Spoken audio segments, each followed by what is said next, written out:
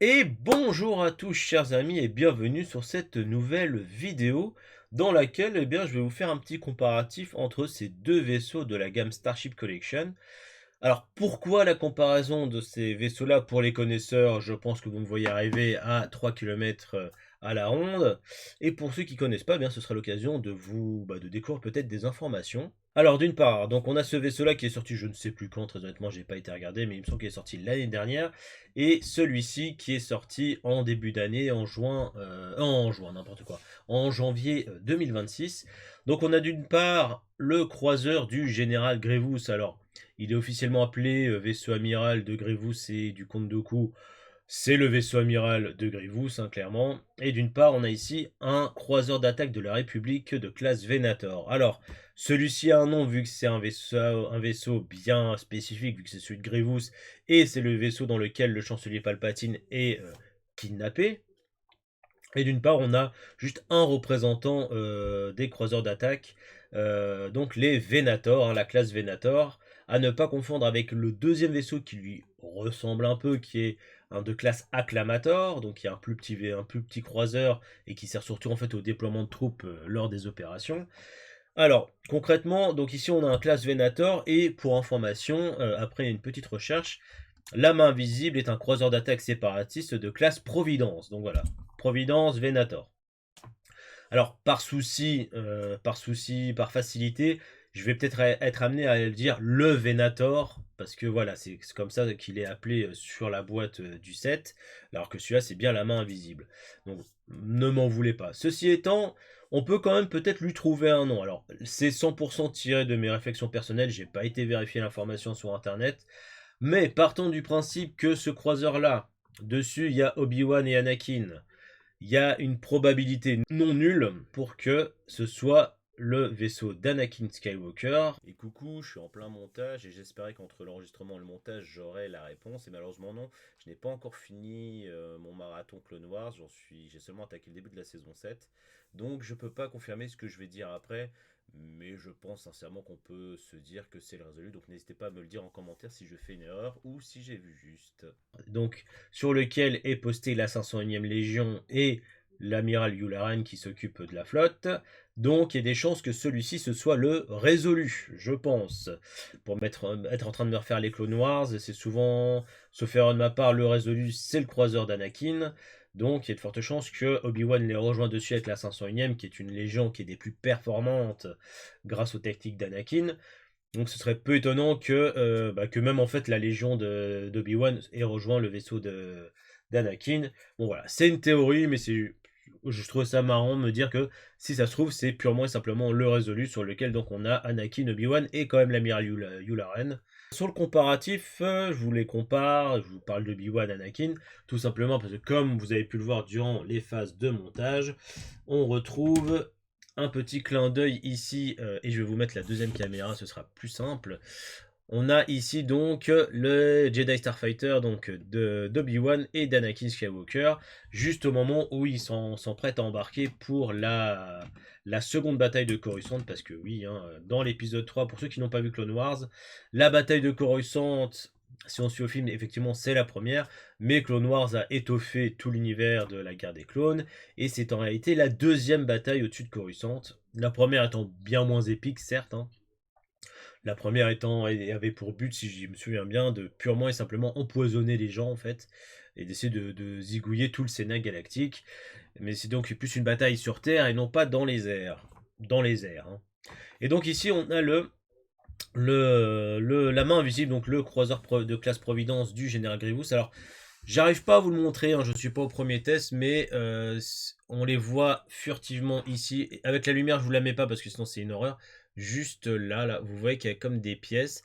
Et ben en fait, ça représente, c'est une pièce pareille, un bordeaux et jaune qui représente les Starfighters d'Obi-Wan et Anakin quand ils se sont posés sur le vaisseau du général au moment, où ils partent délivrer le chancelier Palpatine qui est dans la flèche juste ici. Ça c'est pour la remise en contexte au niveau de l'épisode 3. On est amené à les voir. Alors, si c'est bien le résolu, bien sûr, et la main invisible, on les a sûrement vus sans réellement le savoir dans la série Clone Wars, hein. Soit dit en passant, si vous n'avez jamais eu l'occasion de regarder la série Clone Wars en vous disant bon, c'est pour les gamins ou quoi qu'est-ce, effectivement, au tout début, c'est assez mignon, c'est assez simpliste, mais je vous encourage vivement à regarder cette série qui monte en puissance au fil des saisons.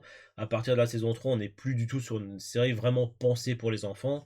C'est une série qui est plus pensée aussi pour les adultes avec des thématiques assez intéressantes sur la guerre, sur la place des clones dans tout ça, sur l'identité des clones, l'identité individuelle de chaque clone. Et bien sûr, il y a des scènes assez mémorables qui rendent d'ailleurs la scène de l'Ordre 66 dans l'épisode 3 euh, encore plus crève-cœur. Mais bon, soit ça c'est pour le détail. Donc voilà, alors je compare ces deux vaisseaux parce que déjà d'une, je les ai montés l'un après l'autre, hein.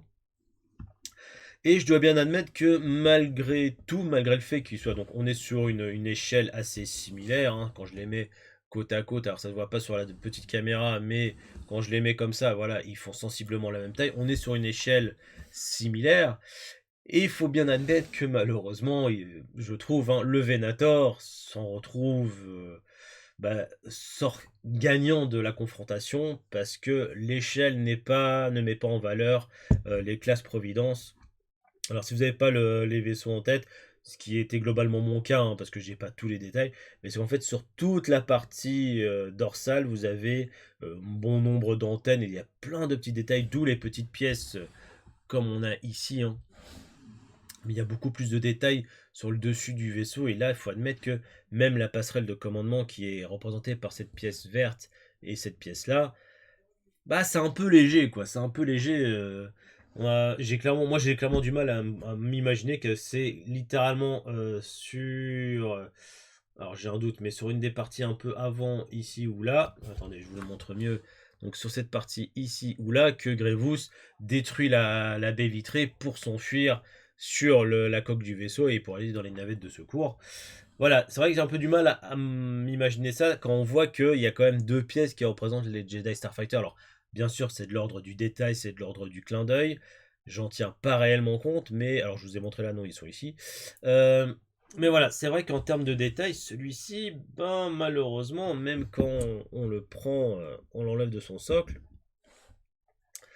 ben même en détail sur le dessous, à part cette partie-là, et c'est là dont je me rappelais pas d'ailleurs, qui est la continuité de la flèche, bah, il faut admettre que le Providence, il est pas à son honneur, hein. Il est clairement pas à son honneur. Cette échelle-là ne lui rend clairement pas honneur. J'espère sincèrement qu'ils feront un UCS un jour d'un classe Providence ou d'un classe, je sais plus comment ça s'appelle, mais les croiseurs, les petits croiseurs séparatistes qui ont les espèces d'ailerons là sur les côtés. J'espère qu'ils en feront un jour parce que franchement, c'est un vaisseau que je trouve assez iconique. Alors, fun fact, hein, oui, j'en avais parlé durant le truc de montage, mais on peut le séparer en deux, si j'y arrive, voilà, pour clairement reproduire la scène de l'épisode 3 quand la main invisible tombe dans l'atmosphère de Coruscant et justement se sépare en deux, où Anakin pose toute la partie avant. Donc je trouve ça très très fun qui rajoute ce détail-là. C'est de l'ordre du détail, mais je trouve ça vraiment, vraiment, vraiment sympa. Et donc, on a ici donc le Venator qui s'en sort mieux dans le sens où on est sur un futur Star Destroyer, si j'ose dire, donc c'est très lisse, hein. C'est très très lisse. Et même, ouais, il y a beaucoup moins de détails sur la carlingue, même si on le regarde par en dessous, hein. Alors, ça fait un peu plat parce que j'ai peut-être un peu trop appuyé, mais on a quand même, somme toute, les détails. Donc, les croiseurs de la République s'en sortent mieux dans le sens où il y a moins de détails extérieurs. Et je dois bien avouer que même sur les réacteurs,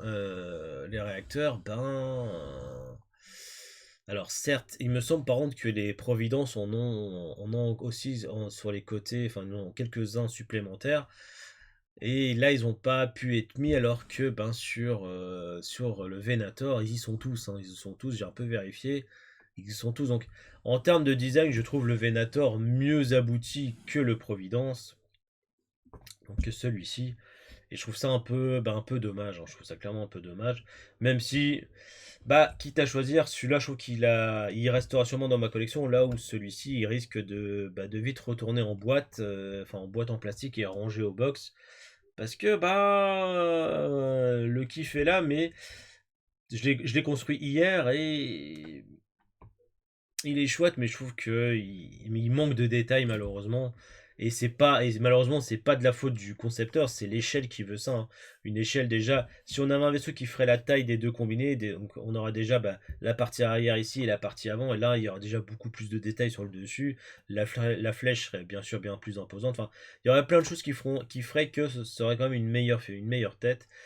Donc malheureusement, je trouve celui-là pas abouti à cause de l'échelle, là où le Venator, même à une échelle aussi réduite par rapport à l'UCS, il s'en sort quand même plutôt bien. Je vais pas épiloguer plus que ça sur ces deux vaisseaux. Bon, ils sont cool, ils sont quand même à la taille identique, hein, donc on est sur des vaisseaux qui font quasiment 1 km de longueur, ce qui est déjà une belle taille.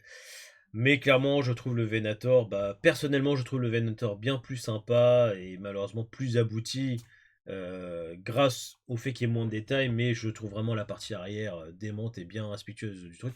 Même les parties là pour faire l'épaisseur sont grave cool. J'espère que les classes Providence auront droit à leur UCS un jour pour un peu redorer le blason de ces vaisseaux-là qui sont malgré tout que je trouve très très stylés.